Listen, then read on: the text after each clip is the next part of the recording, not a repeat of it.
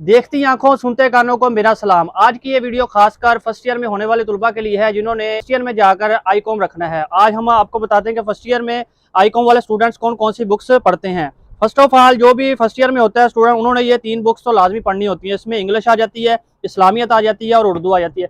ये लाजमी सब्जेक्ट्स हैं फर्स्ट ईयर वाले तुलबा के लिए, ठीक है। तो इसके अलावा जो 4 सब्जेक्ट्स जो बाकी रहते हैं वो अख्तियारी में आ जाते हैं। तो उनकी आपको आज वीडियो में बताएंगे कौन कौन से सब्जेक्ट्स होते हैं। सबसे पहले ये आपका आ गया जी बिजनेस मैथमेटिक्स, दूसरा आ गया जी principle of commerce, principle of economics और प्रिंसिपल ऑफ अकाउंटिंग।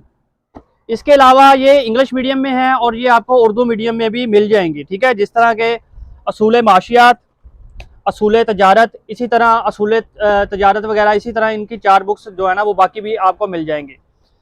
और इस वीडियो में हम आपको इनकी प्राइस का बताएंगे। बिजनेस मैथमेटिक्स की जो प्राइस है वो 465 रुपये है। प्रिंसिपल ऑफ इकोनॉमिक्स की प्राइस 750,